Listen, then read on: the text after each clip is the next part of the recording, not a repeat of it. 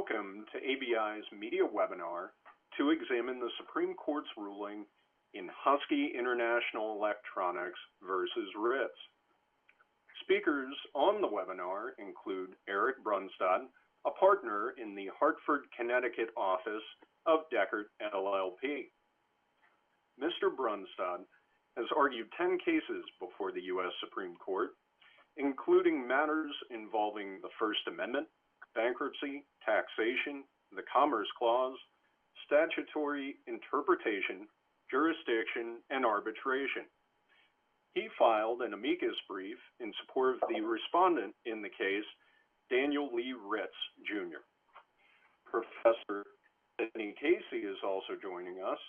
Professor Casey is from the University of Chicago Law School, and he researches and teaches on topics including corporations, corporate bankruptcy and reorganization, finance, securities regulation, civil procedure, and law and economics.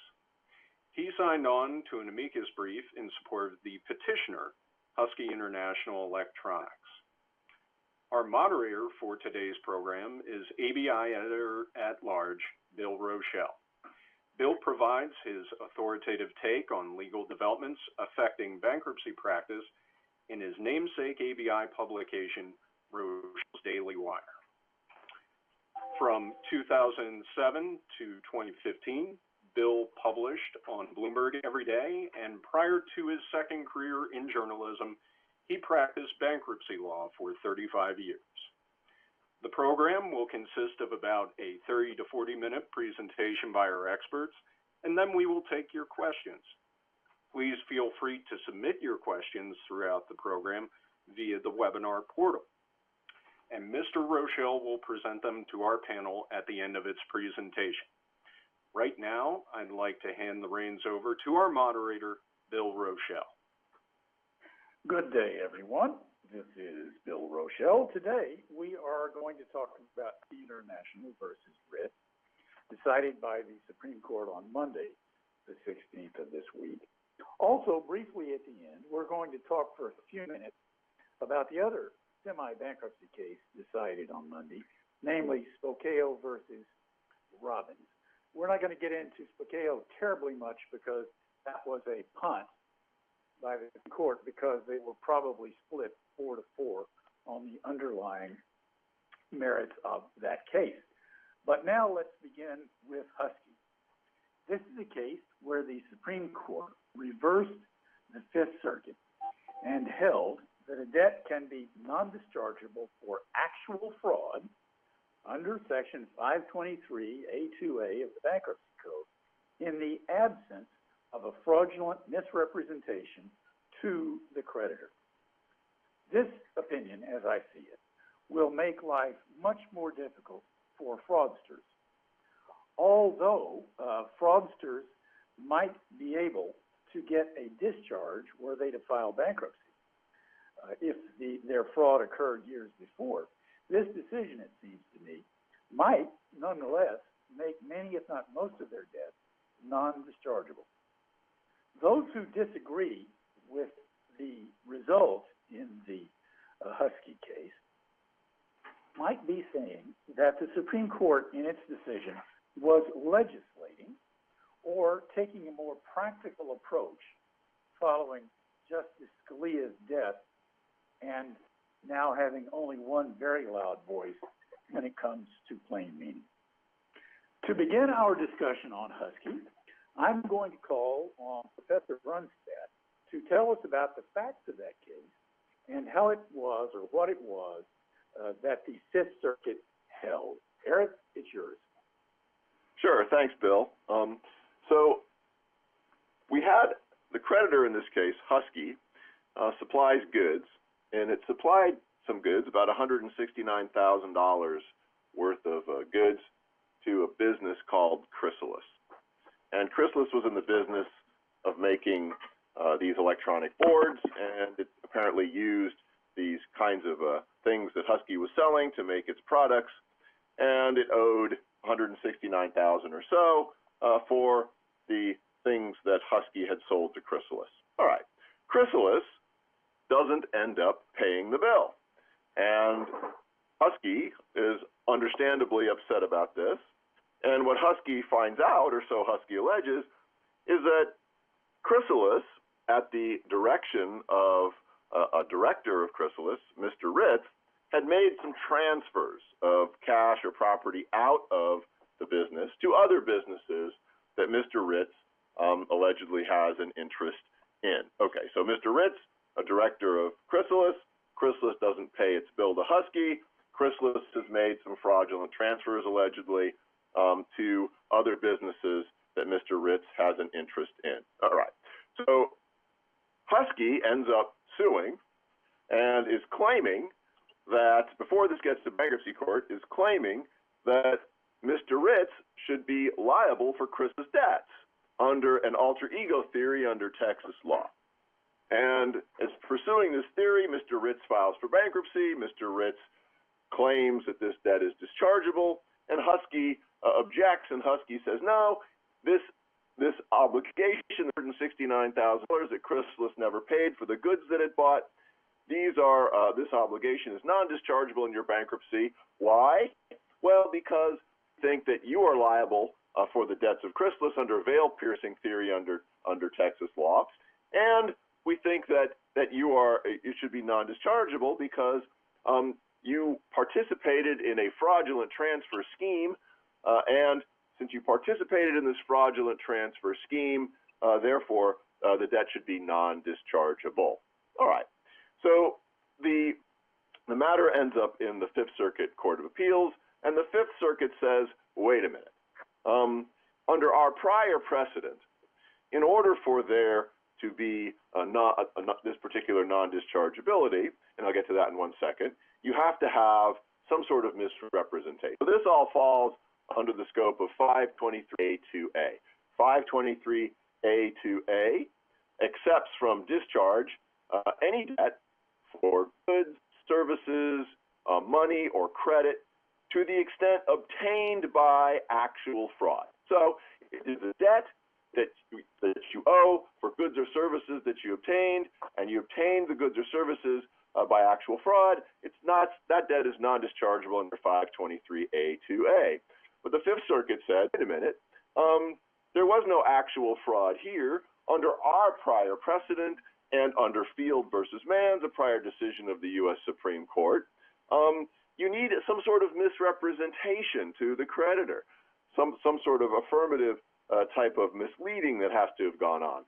But that isn't present here. It's not present here because Ritz never said anything, made any representation to Husky to induce Husky to deliver these goods to Chrysalis. That's completely absent.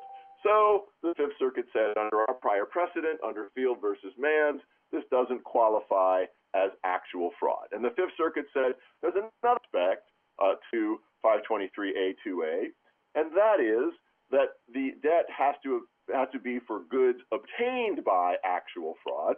We don't really need to talk about that or really go down that path and figure out whether the debt here was for goods obtained by actual fraud, because under our prior precedent, the fact that there was no misrepresentation is fatal, and because you need a misrepresentation to demonstrate actual fraud, that didn't happen here, so the debt is non-dischargeable. There were a lot of issues that the Fifth Circuit didn't feel that it needed to decide, which may well come back to haunt it on remand now, but that's what the Fifth Circuit held. All right.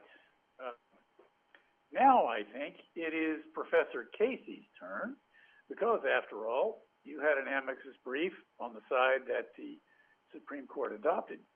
So tell us, Professor, what was the court's holding and why did they do what they did?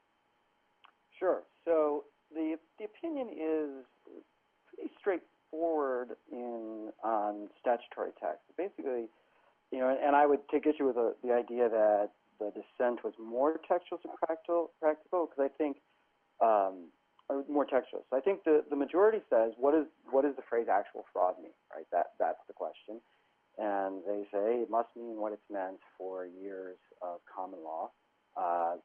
We're going to just assume that when that gets put in the statute, that's what it means. We're not going to create a meaning of actual fraud that requires misrepresentation when, as the parties conceded, outside of this code context, actual fraud doesn't require misrepresentation. It's a more broad concept. And I think they then walk through and they say, the arguments against this might be that it makes the statute redundant in places, and the majority opinion, I think, walks through 532A2, A4, and A6 and says, well, those redundancies are overlaps, and that's not the same thing as a redundancy that doesn't make sense. And they also, there was an argument about 727 saying, this whole idea of fraudulent transfers is covered by another provision, and they do a nice job of saying, well, it's not fully covered. These are very different contexts, and we'll talk about that in detail more later. And so it gives you this idea of what is actual fraud. Now, as Eric suggested, there's lots of things the Fifth Circuit didn't have to decide, and then because of that, there's lots of things that the Supreme Court doesn't get into. So they don't, the majority doesn't really get into what obtained by means. The dissent does, and so then the majority responds to that and says, well, and there's a footnote. We're kind of leaving open whether or not this debt was really, quote, obtained or not. We can remand to figure out, but we don't think obtained has the narrow definition that the dissent has. And so ultimately, the opinion is pretty straightforward, saying simply actual fraud does not, by its own facial definition of actual fraud, does not preclude fraud that doesn't include misrepresentation. It's a broader category than that.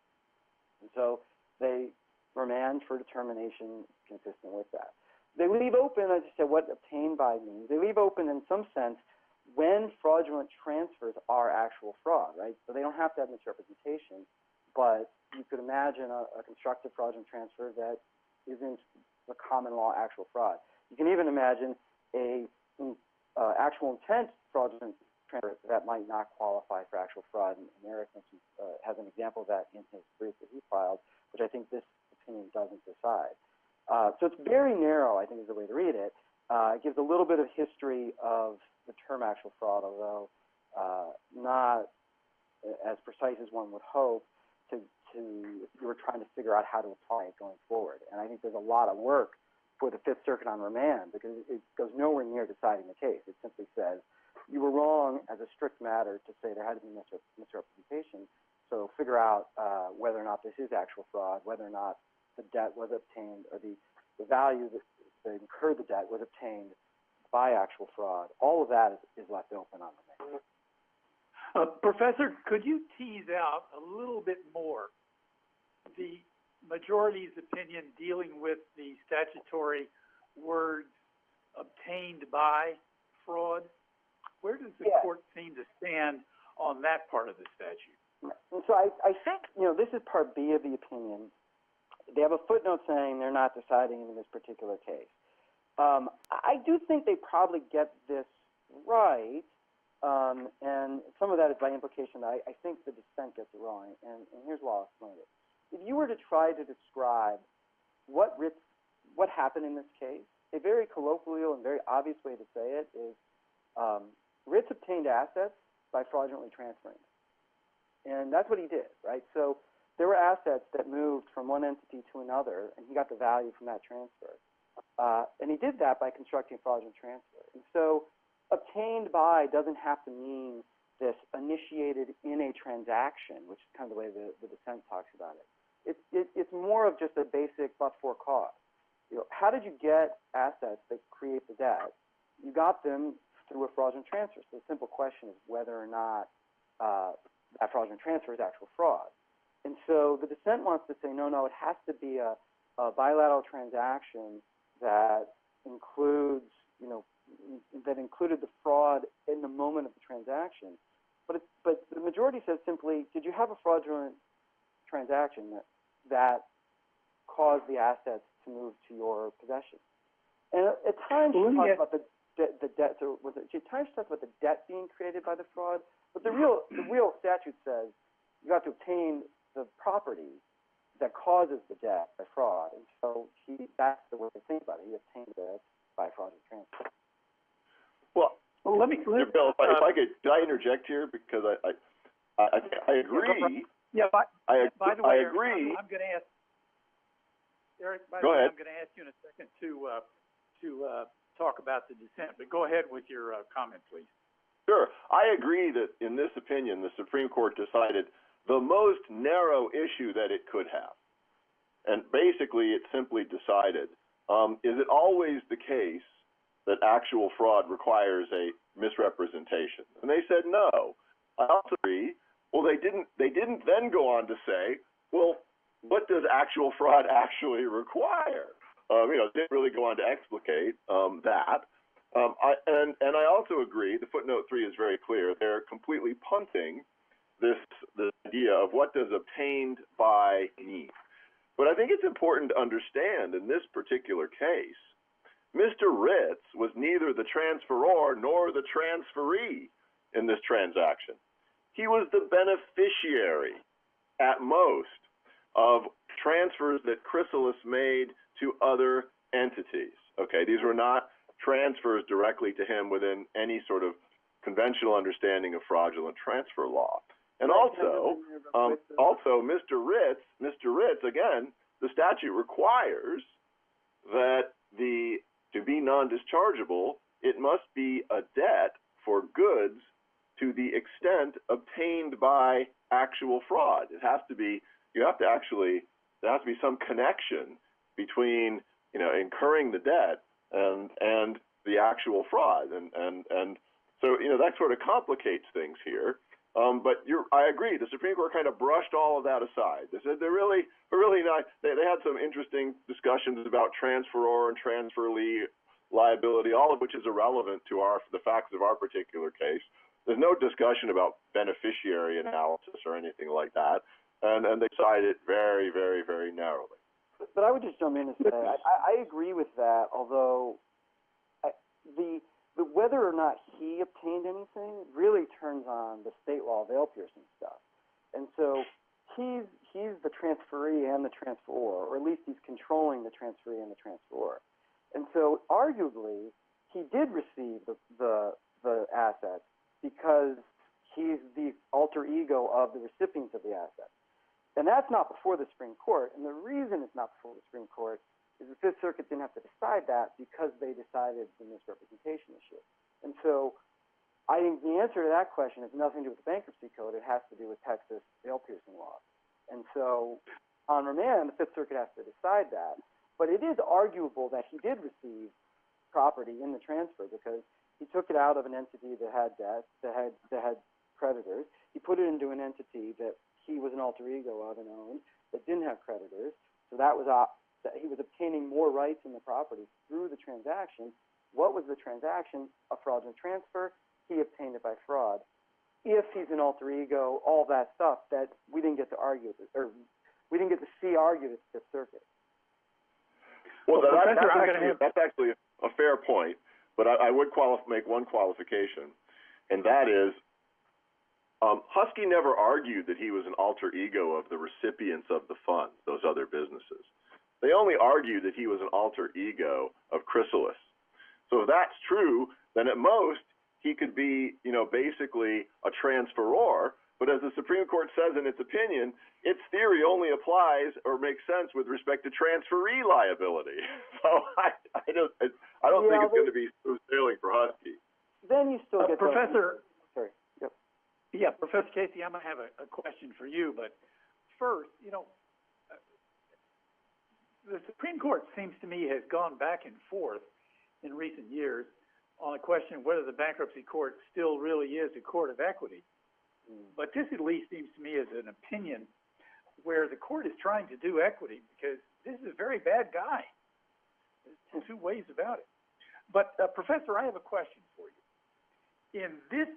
With this particular debtor and this particular fraudster, is he the only creditor who could have mounted this non-dischargeability claim, or could pretty much any creditor of that debtor corporation have raised the same objection to dischargeability and I guess also, of course, the same veil-piercing argument?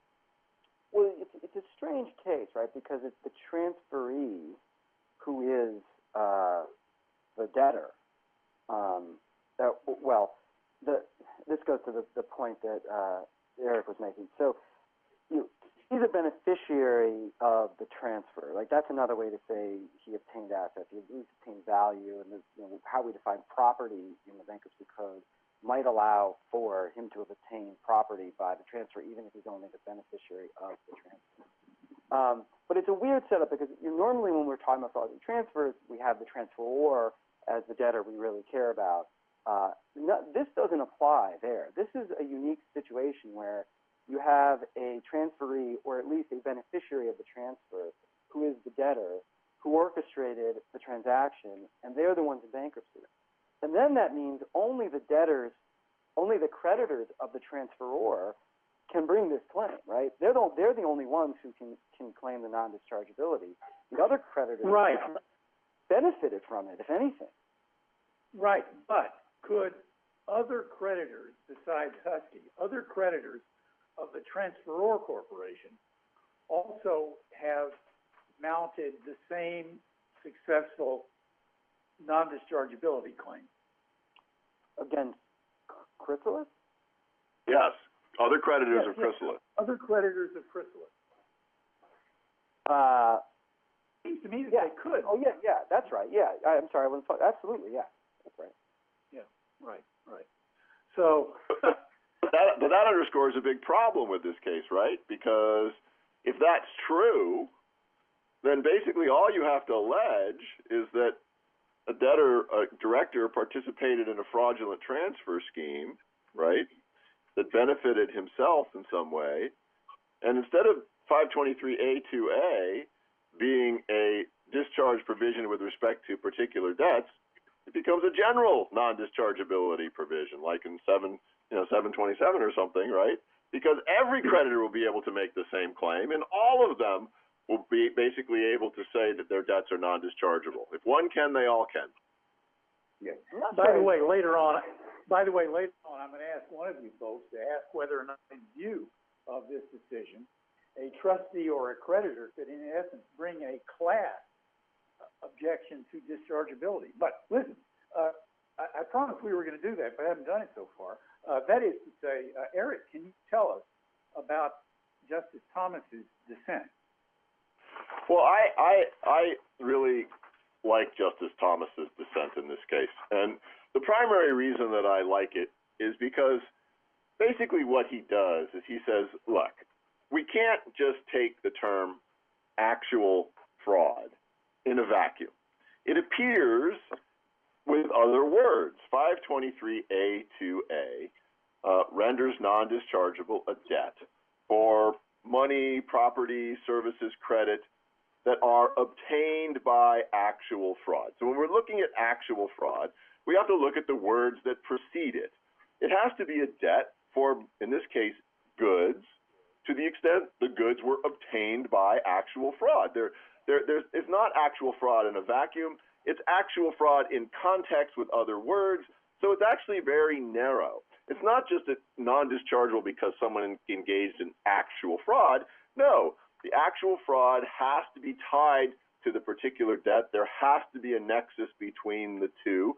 And logically, if you look at the language, it has to be the fraudulent conduct, as Justice Thomas says, I think quite correctly so, has to be at the inception of the debt. Basically, Ritz would have had to have done something fraudulent to induce Husky to deliver the goods. But in this case, of course, there was no allegation of that anywhere in the record or anything like that. Nobody is saying that Mr. Ritz did something to induce Husky to part with the goods fraudulently. It's just that Husky sold the goods to Chrysalis. Chrysalis didn't pay for them, and Chrysalis didn't have enough money, probably, or at least allegedly, because fraudulent transfers had been made from Chrysalis to other entities. And Justice Thomas says that may be bad conduct, that may be something that we don't like, but that's not what this section, 523A2A, speaks to.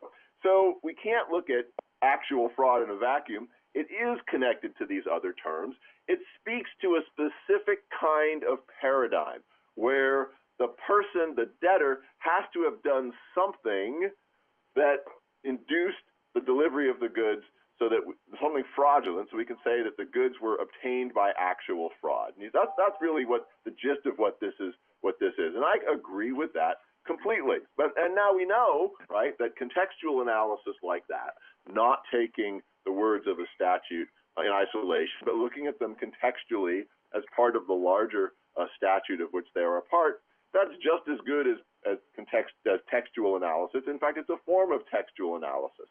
It basically gives us a better picture of what Congress actually intended.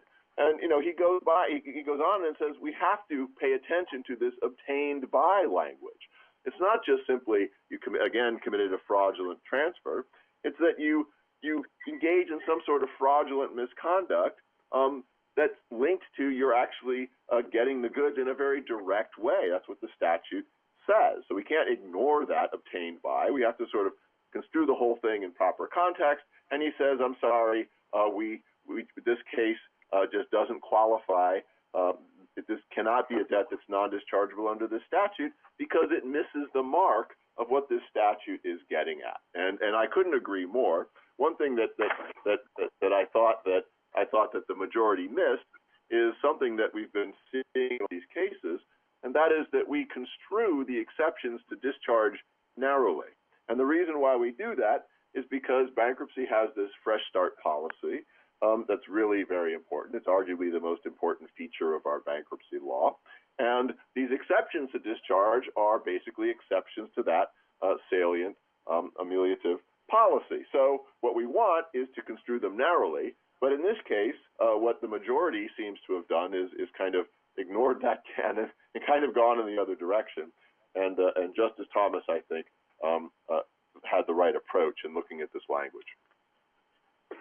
Listen, tell you what, I'm going to give you two folks a hypothetical situation, which I believe will arise and does arise with great frequency in individual bankruptcy cases.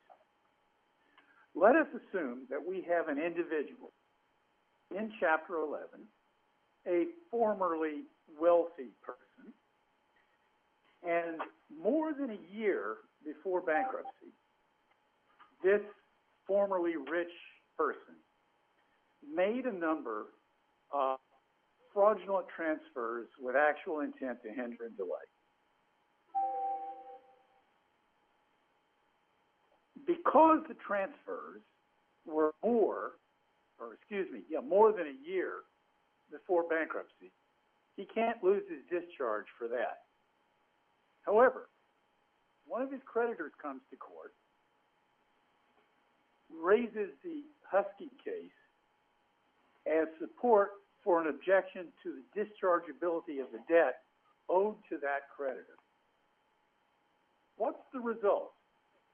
Can that debtor get a general discharge but still have debts to common creditors held non-dischargeable? Well, I think one of the problems with this case is is that that's a possibility. So, an interesting feature of the actual Husky case is that it was alleged that Mr. Ritz engaged in a fraudulent transfer under the actual intent prong, not the constructive prong, but the actual intent prong. But under Texas law, you can show actual intent to defraud your creditors under Texas fraudulent transfer law merely if you basically show that there were badges of fraud. The badges of fraud do the work. You don't have to prove what was in the mind of the debtor.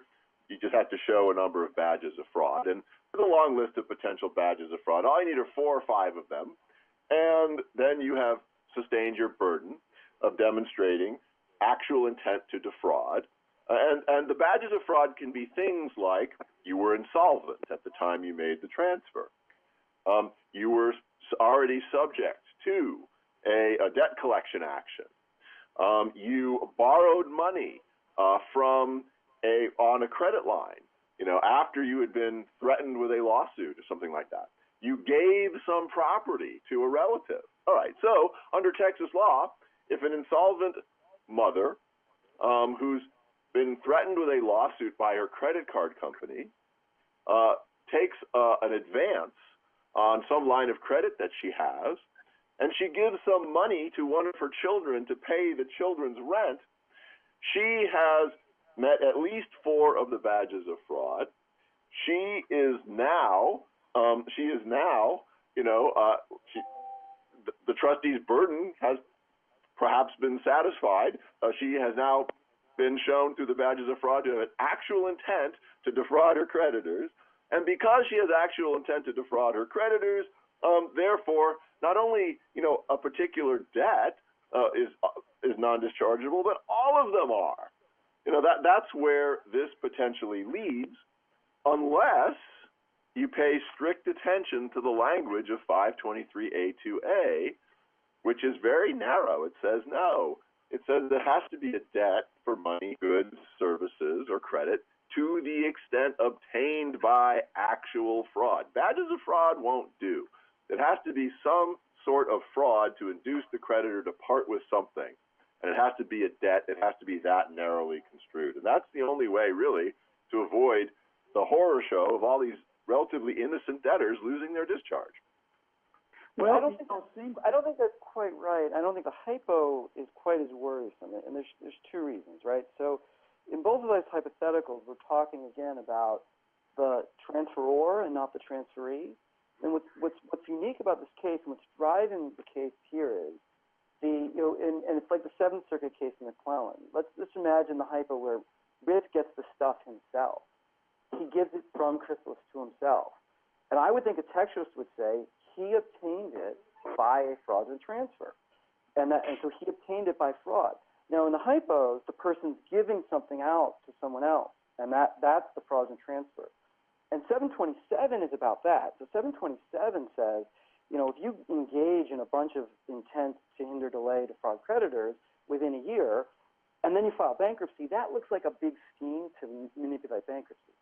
Okay, we don't like that. That's 727. This is a separate point. This is if you engage in actual fraud that causes you to gain assets that belong to someone else, right? So they belong to the creditor who has a claim against them, and now you obtain them by fraud. You can't discharge that, and it's only because it's actual fraud. This is the second reason I don't worry about Eric's hypo as much, because if you think about it, in the history of the fraud, actual intent fraud and actual fraud are different things. And so I wish the opinion had gotten into this, but the definition of actual fraud is what the Seventh Circuit talked about with surprise, trick, dissembling, all of that stuff. So you might have all the badges for actual intent fraud, but that's not common law actual fraud, right? And so you can draw 2 lines. We're talking about did you obtain the property, that's the transferee, and we're talking about did you obtain it by actual fraud, that's the common law fraud, not the Texas law and actual intent fraud. And so you can actually read the opinion pretty, and it really gets to people like, Ritz, maybe he didn't obtain it, right? We have to figure out whether he obtained it or not. But in the hypo where he gets the property himself, he certainly obtained it there. And, Thomas could have concurred and said, I want to see what happens on remand. But instead he gives us this weird definition of obtain that he wants to apply everywhere, but only makes sense in this maybe in this particular case. Oh boy. Interpreting that decision is going to give bankruptcy judges gray hairs to the extent that they don't already have them. Tell you what, we'll come back later. We have some questions from our listeners, but let's just spend a very few minutes talking about Spokio versus Robbins. This was also decided on Monday, actually was not decided on Monday the 16th. It was punted on Monday the 16th. The Supreme Court originally granted certiorari to decide whether Congress can confer standing to sue in federal court based upon a bare violation of a federal statute when the plaintiff has suffered no concrete harm. This case could have had major implications for the bankruptcy community had there been a decision on the merits that reversed the Ninth Circuit. But rather than reaching the merits, the Supreme Court punted, probably because they were split 4-4 on the merits, And they sent the case back to the Ninth Circuit to more thoroughly analyze whether the circuit court had adequately dealt with the concreteness requirement for constitutional standing. So I'd like to give the two professors a question based upon a hypothetical. Let us assume that this case goes to the Ninth Circuit and comes back to the Supreme Court, and the Supreme Court rules that on the facts of this case, there was not sufficient concreteness to mount a federal cause of action. Gentlemen, what effect will that have in bankruptcy, if any? I give that to either of you. Well, I guess it's important to take, and I guess to clarify kind of what was at stake in Spokio. In Spokio, you had a situation in which an individual claimed that there was this website collects information, and the website was so inaccurate, had so much bad information about him, that it was basically harming him. It was harming his reputation. It might have been harming his credit. And so he objected. And there's a federal law that says that these collectors of data that are used for credit purposes are supposed to make the maximum effort to try to make sure the information is as accurate as possible. And the individual here said that that's not what this website was doing. So filed the class action and says, look, there are a lot of people who are suffering the same harm as me. This information, there's all this bad information, basically collected there. It's all inaccurate, all kinds of inaccuracies. And there are a lot of people similarly situated to me. So this is something that we think is a problematic, and we should be able to assert a claim against it. Now, the standing question that the Supreme Court didn't decide, whenever we talk about standing, where we have a statutory regime, like with bankruptcy law or a federal other statutory regime, there are always two standing questions. One is, do you have standing to actually pursue an objection under the statute? Are you a person that Congress intended to be able to assert a claim under the statute? And then we have constitutional requirements in the case or controversy clause of the Constitution. Is there constitutional standing? Do you have an injury in fact? Is this something that can be adjudicated in federal court? A bunch of inquiries that are made there. All right. So statutorily, it seems that this guy had a complaint. Just like statutorily, if someone violates the automatic stay, the debtor can say, hey, you violated the automatic stay. You did something. I want to sue you.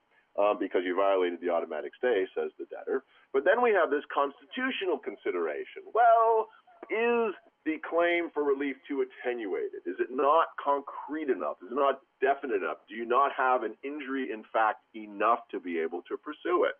And if there is this very robust constitutional inquiry on top of the statutory inquiry, you can have a situation in which, it seems pretty clear that Congress intended, for example, a debtor to be protected by the automatic stay, but perhaps, at least in theory, constitutionally, you may not be able to bring a claim in the bankruptcy court to assert that because it's not definite enough or redressable enough under the constitutional standard, which is a different standard. This is going to be different than the statutory standing question, standing, so to speak. So that's the potential, problem that if the case came out a certain way, that could arise or could exist with respect to the pursuit of statutory bankruptcy rights.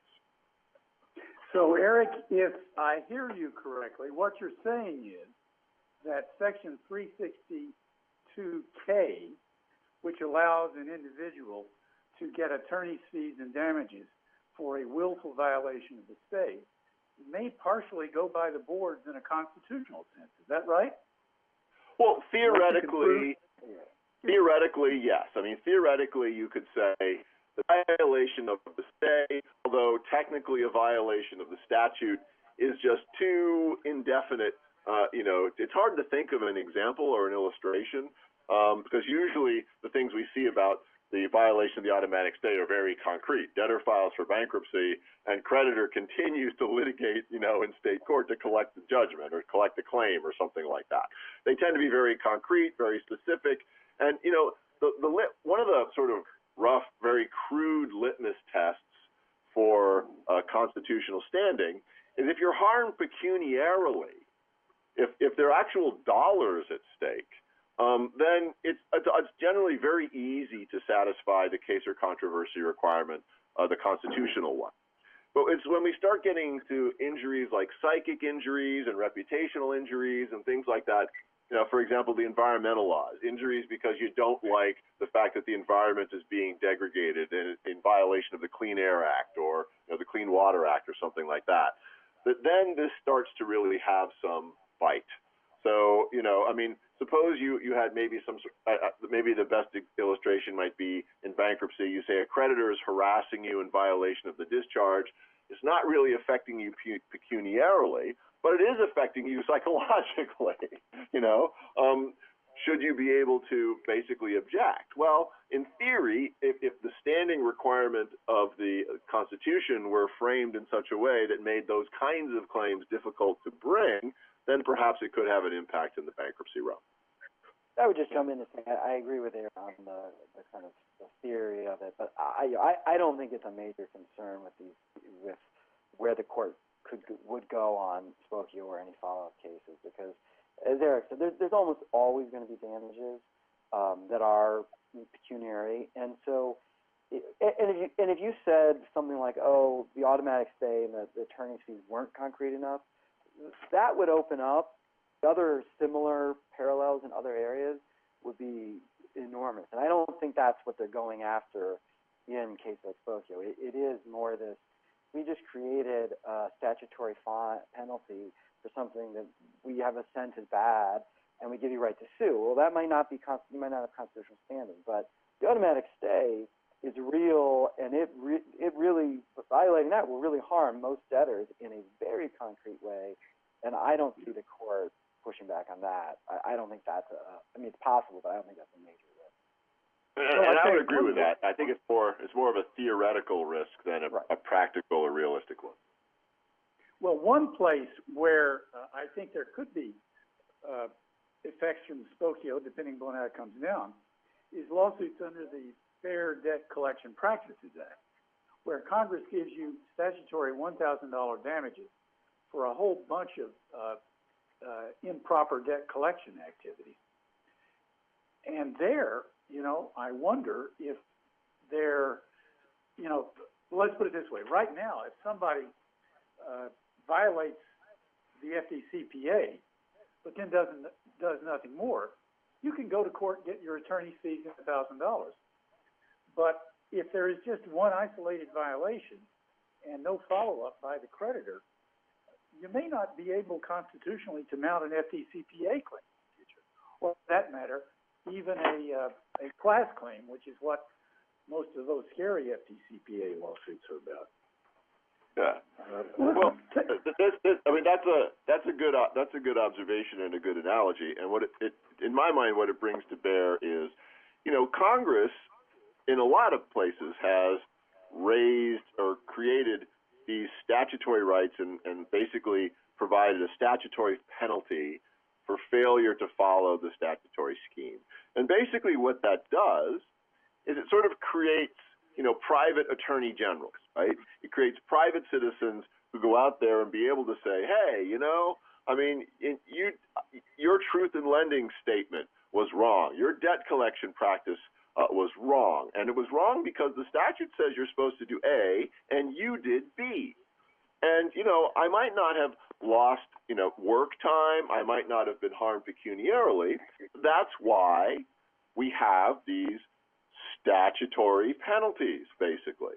It's to incentivize people to assert their rights. And, is that wrong? Eric, is that not exactly the situation that this case, Spokio, is all about? I think it's pretty close. I think it's pretty close because...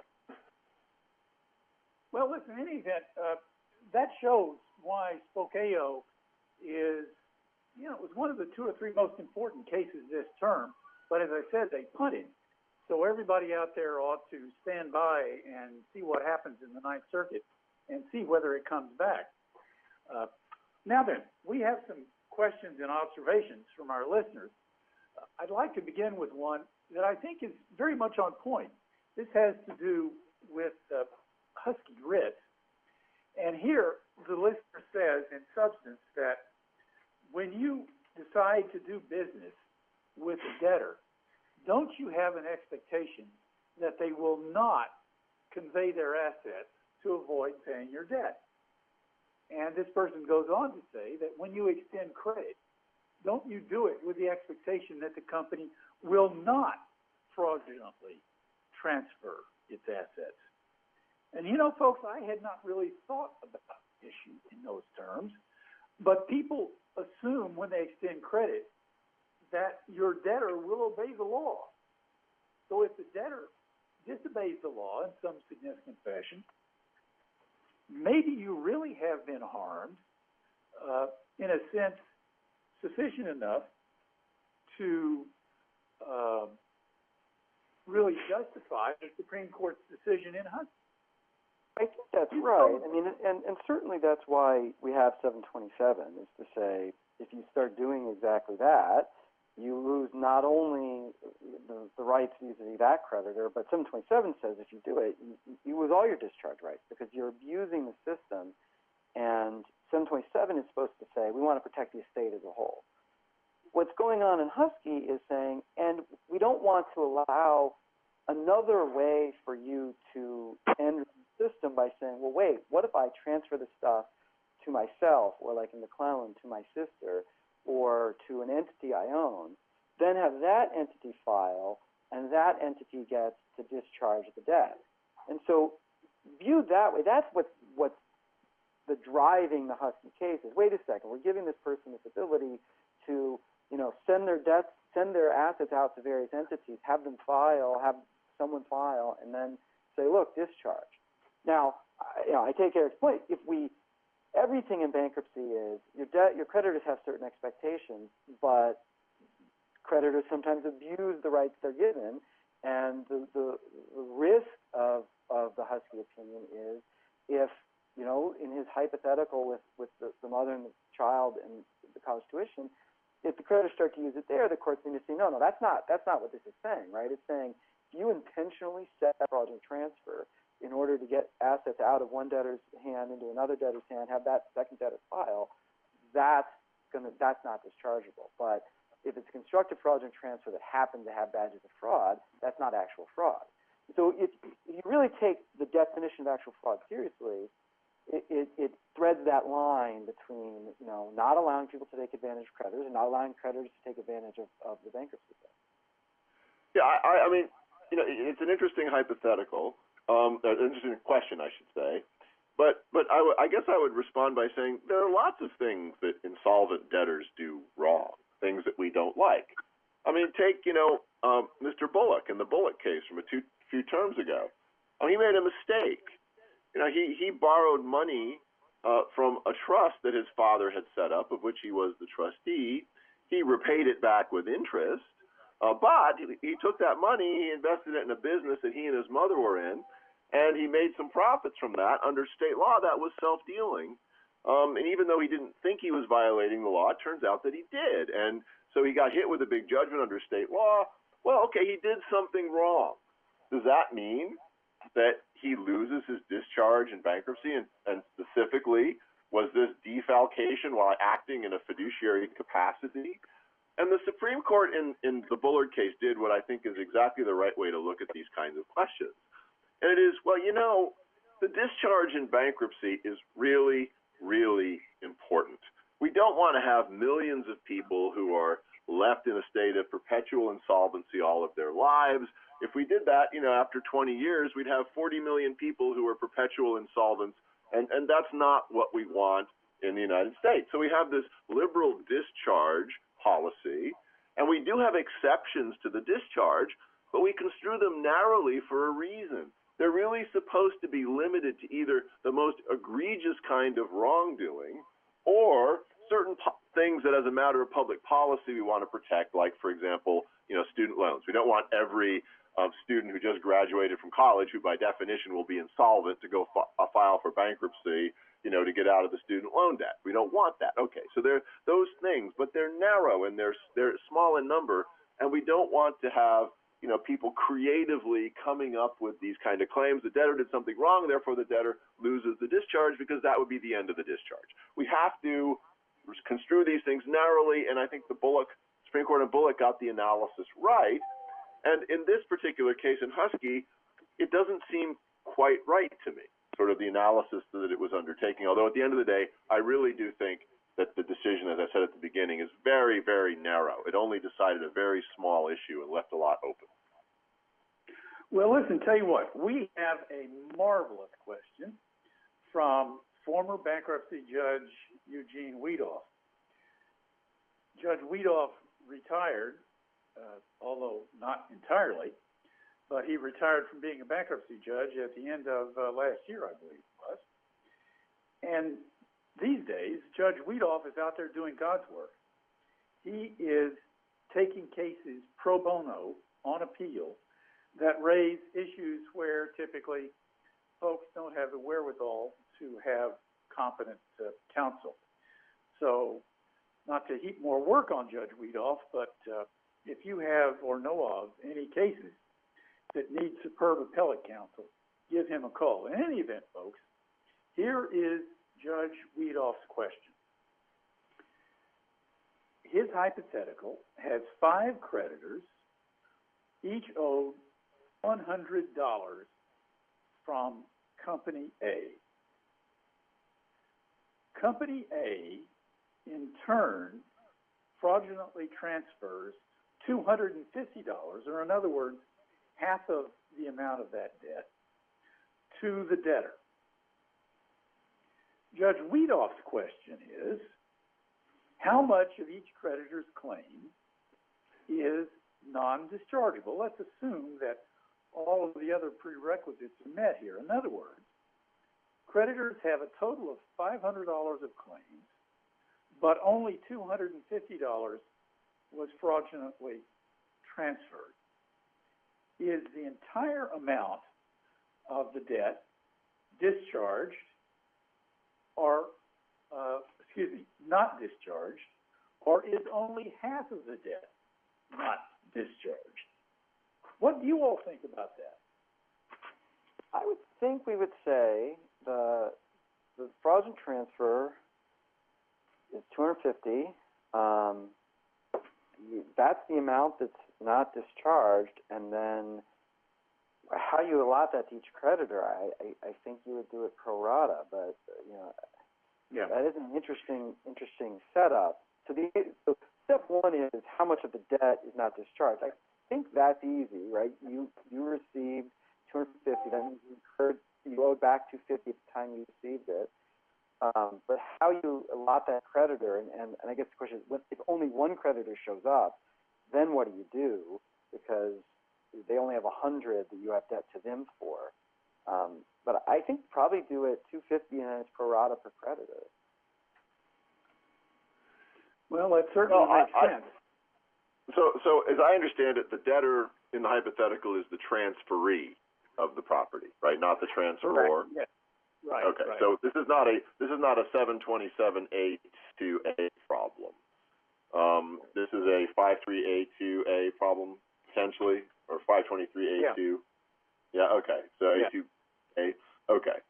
So it says, right, any debt for money, because these are all loans, I guess that's the idea. Any debt for money, right, to the extent obtained by actual fraud. All right. So the creditors loaned money to the debtor, loaned money to the company. The company transferred the money to the debtor. So the debtor, I guess, has a liability under fraudulent transfer law to pay the debt back. That would be the theory. And then the question is so it's really not a question in my mind of divvying up the claims of the creditors, or it's a question of the debt that the debtor would have for the fraudulent transfer liability. would be non-dischargeable if you buy the theory that a transferee of a fraudulent transfer is non-dischargeable under 523A to A2A. So I guess I would say I don't see how the allocation or the basically apportionment of the non-dischargeability works, because I think it would just be the debt that the debtor owes to give back to the business. The fraudulent transfer is undone, and that liability, that would be the debt. Or am I missing something? I think what makes it complicated is you have a debt to the creditors when you receive the fraudulent transfer, and so you're receiving value you're obtaining value by fraud of $250. The debt for that value is to 5 different creditors, and so then that's what makes it complicated, because it's in state law, your creditor can go after you for fraudulent transfer, not just the transferor. And right. So what's the debt? So now what's the debt? Well, that's weird, right? So it's $250, but who is it $250 to? Yeah, that's right. So, but remember, the debt. This is what I think is wrong with the theory the Supreme Court seems to have adopted here. Is the problem is that you only get a debt non-dischargeable under 523A2A to the extent it's for money, goods, services, or property obtained by actual fraud. So it's a mismatch. I mean, the statute, and this is where I think Justice Thomas has it right. The statute says you look to was the debt for money basically induced by fraud or obtained by fraud, the debtor did something fraud, or can you say, no, the debt is something different. The debt is the fraudulent transfer liability. But of course, it's a misnomer to say the fraudulent transferability was for goods obtained by fraud. I mean, it doesn't fit the statutory criteria. Maybe that's what Judge Weed's question is teasing out. I don't see why it doesn't fit, right? If I cause a fraudulent transfer and I get $250, wow, I just obtained $250, and I did it through a fraudulent transfer, which under common law is actual fraud of certain types of fraudulent transfers. But that seems to fit the statute, and yeah, it's a little complicated to calculate which creditor gets what, but wow, I did obtain $250, and I did it by causing a transfer that was fraudulent. But a debt to whom? To the creditors as a group, or to the estate of the corporation that's now insolvent and can't pay? I mean, who's it to? To the creditors of the transferor. Okay, so but it doesn't say debts, right? It says debt. And debt is a liability on a claim. We know that by definition. So not liability on claims. How do you? I mean, it seems to me quite a stretch to say Congress intended exactly this kind of a thing. But Judge Weedoff, I think, is very perceptive, right? In that, fraudulent transfer liability is not specific to one particular individual creditor. It basically is a class kind of a claim. They all get to assert it. They all get to benefit from the fraudulent transfer recovery. But that's not what this statute is tailored to. It's tailored to specifically to a particular debt, to a particular creditor, not these kinds of things. Well, of course, outside of bankruptcy, that's not really true. A single creditor can recover against the recipient of a fraudulent transfer. That's right. But we're talking about a provision of the bankruptcy code that applies once a bankruptcy case has been filed and nowhere else. And in that particular context, the debts are non-dischargeable, but only. Go ahead. The debt was incurred, but the debt was incurred before bankruptcy, so the debt was incurred under state law, right? So that's what the debt. The code doesn't say debt obtained by. The code says debt for property or assets obtained by. So you obtained $250 outside of bankruptcy, and that caused the debt immediately. If you receive money, you are now liable to pay back that money to the creditor.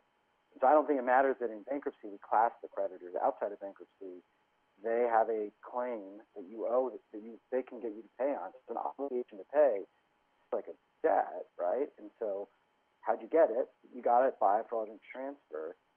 When creditor 1 shows up for $100, that $100 is not dischargeable. When creditor 2 shows up for $100, that's not dischargeable. It's complicated when creditor 3 shows up, but I think it's $250 and they split it pro rata because they'll show up to the bankruptcy and say, I have $100. You owe me. Well, Gentlemen, I have to say, I love it. This is another case like Stern versus Marshall that creates a lot more problems than it's going to solve. Listen, we have one more question. Let's see if we can answer this quickly. But I'd like to add first that this question about situations where the claims are in excess of the fraudulent transfer was a question that was lodged by yet another one of our listeners. So it indicates that that is a kind of a question that is very much on the minds of our audience. But here's the new question. Is there an applicable statute of limitations on this kind of a Husky non-dischargeability claim? And what does it relate to? The debt itself or when the fraudulent transfer occurred?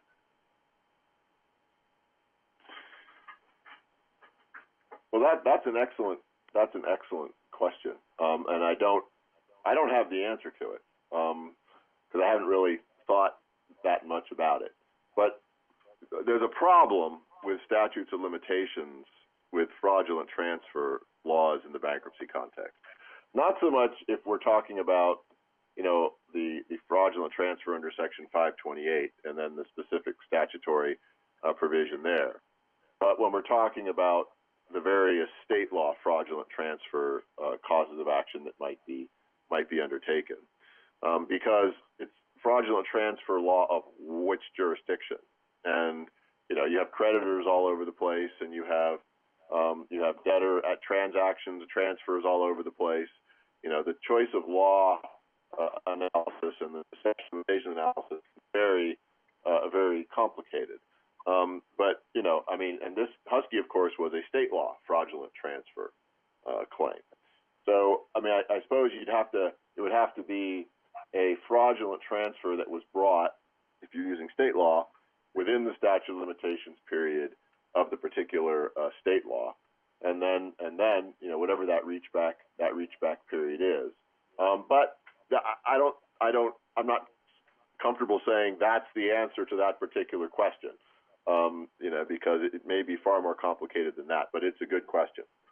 Yeah, I think that would be Well, right. it certainly is. 523 discharges debt, and that's relevant for claims that are still valid. And so, if it's not valid under the underlying state law because of the statute of limitations, then it doesn't matter if it's discharged because it's no longer a valid claim, it's no longer a valid debt. So I think I would agree there that we would just look to the state law statute of limitations, which the bankruptcy code's limitations are shorter than the state's generally. So you just say, whatever the state would allow is the maximum, and then it's not discharged because it doesn't matter. Well, I'll tell you what, professors, I thank both of you for helping to explicate this rather interesting decision. We have now had decisions on 2 of this year's 3 bankruptcy cases. The last one that remains is the Puerto Rico case, which basically asks whether or not Puerto Rico has power to enact its own bankruptcy laws, seeing as how Congress has seen fit not to make Puerto Rico eligible for Chapter 9. The next day that the Supreme Court will issue decisions will be tomorrow, and then they will issue more decisions again next week. My own guess is that the Puerto Rico decision may not come down just yet, but nonetheless stand by. When it does, the ABI will jump in. We'll cover it in print on the ABI site, and we will also hold another one of these podcasts to pull that opinion apart and see what the Supreme Court has done. Well, I thank our 2 panelists, Messrs. Bernstadt and Kate, for participating. We thank you for listening, and we'll see you again sometime soon. Good day.